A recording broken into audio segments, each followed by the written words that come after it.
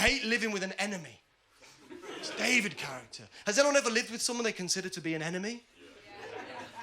Well, I know you personally, so that'd be incredibly weird, but thank you. Good to see you again, though, Isaac. It's great to have supportive friends, but sometimes he's making this all about him.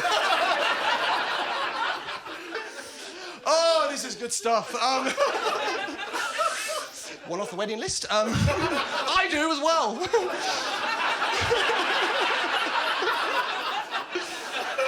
Well, I guess I'll talk about mine then. Well, I've already told you about him, haven't I? I told you about David. It's actually not the food stealing. I can tolerate that. It's his career. It's what he does for a living. I think it's despicable. Any guesses what he does for a living?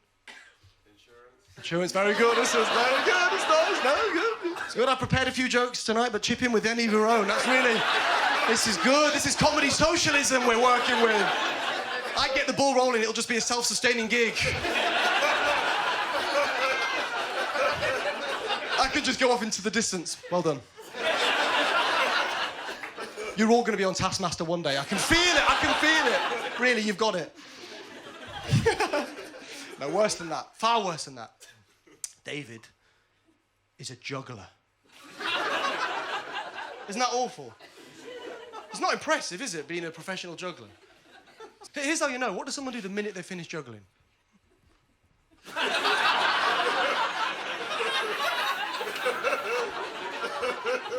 You don't have to do that if you've done something impressive, do you?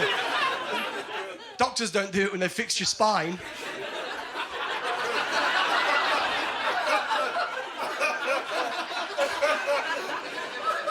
Try walking, it's good, isn't it? David, man, he's arrogant. Be arrogant for an insurance guy. But for a man who wears cargo shorts and a top hat to work, unbelievable.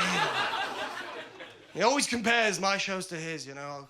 I'll get home at the end of a night and he'll say, "How was the gig?" I'll say, "Yeah, it was good, you know, mostly friends, but..." Nice full gig, and he'll say, "Yeah, my gigs always pack out."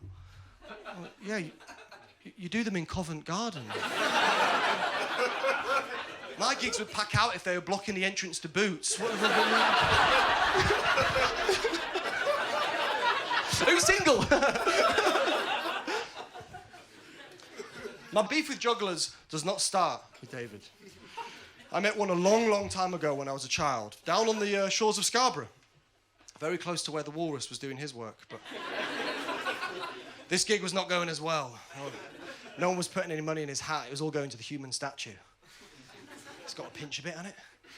You train your whole life learning your stupid little tricks, and then you realise it would be more profitable if you just stood still. Instead of internalising it and thinking, you know, this is about me and the fact that I've got the job of a medieval peasant. He turned on the crowd. He said, "For my next trick, I want a volunteer." And out of the crowd, he chose a little boy, me. Not recently, I was 6 years old. Brought me on and he gave me his clubs and he said, "You're going to throw them to me one by one, I'll catch them and everyone's going to cheer." And so I did it and everyone cheered and I had a sense of euphoria that I'd never had before. It was my first ever time on stage. And then the juggler went into his backpack and he got out 3 swords and he said, "I hope you've got a good catch on you, my boy. These ones are going for your head." Yeah, everyone there laughed their little heads off. And I cried. That's mean, isn't it? Can we agree that's not like I understand, like, I'm a performer, I've had difficult gigs. Name me no friends. It's not you. I've had tough gigs, but I've never thought, do you know what will turn this round? If I just humiliate a toddler, I just think that will show them that I know what I'm doing. But it worked. People clapped and cheered and they had a good time.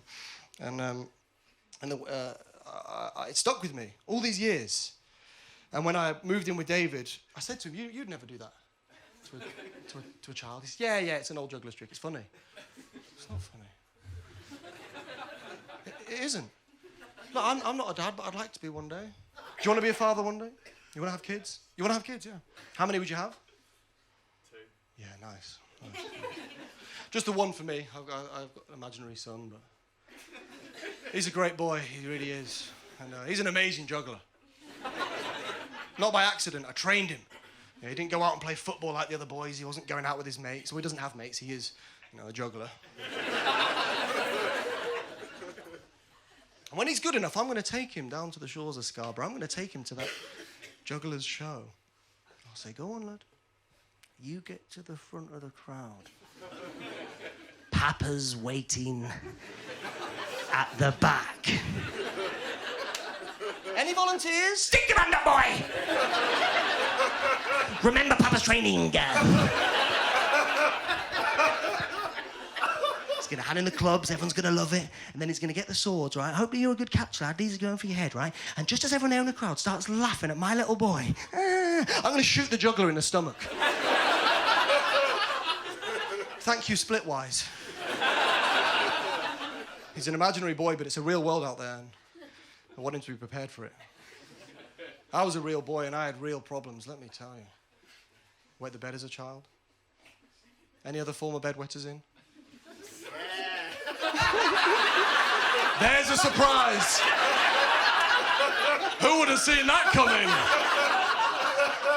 You know the bedwetting type, front row. Now you drink your drink, you've earned it. Please, get that piss ready.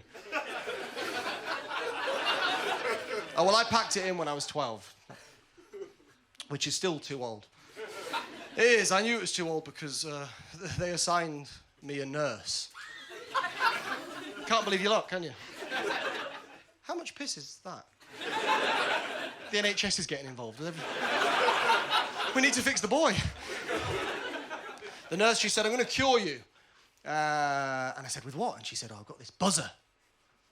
You may have heard of the buzzer. It's a buzzer that's attached to a special sensor. She said, the idea is we put it on your sheet, and when you wet the bed, it will make a noise, it will wake you up, it will train you out of it. It didn't do that for me, though. What it did do is create a Pavlovian response. So that no matter where I was, if I heard a buzzer, I'd piss my little pants. As if the bleep test wasn't humiliating enough already. No! I'm the slowest and the soggiest. The shame. The shame you feel when you're a little bedwetter. You're terrified you're going to get derobed as a little pissy pant boy. Remember once we went on a school trip and we had to stay overnight, so my mum had to tell the teacher. And the teacher was very nice about it. She said, look, we've made arrangements, but it's very subtle. No one's going to know. We get to the dorm room that evening.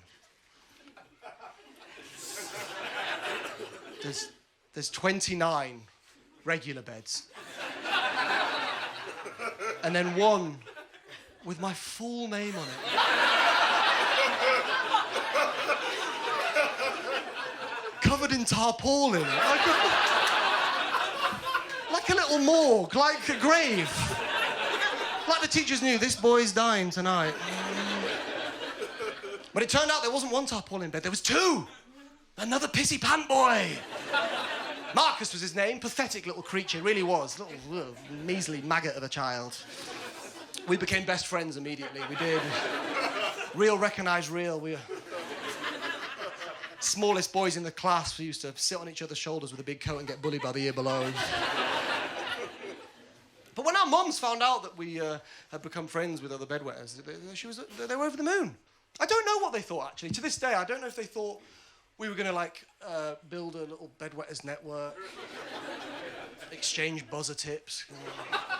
But it didn't work out that way. Instead, I think what happened is, we were too comfortable with one another. So when we'd have sleepovers, we'd fall into bad habits. We were like a couple of old alcoholics. Okay. There we'd be at midnight sharing 2 litres of Fanta.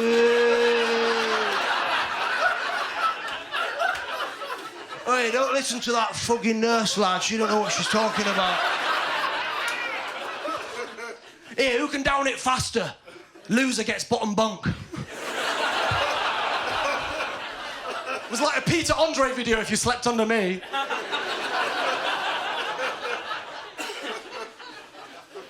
But I realised, being a bedwetter, you can turn any weakness into a weapon. You got a pissy pant boy staying in your house, you be kind to him. I was ready to strike. I was like a little skunk. I remember Marcus's parents once humiliated me because I wouldn't finish my broccoli. They'd undercooked it. They said, that doesn't matter. You're in our house. You eat our food.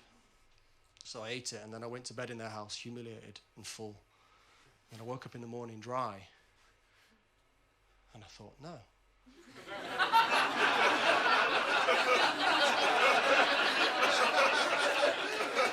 No, Mr. and Mrs. Mitchell. I'm shitting myself. Look at that broccoli again!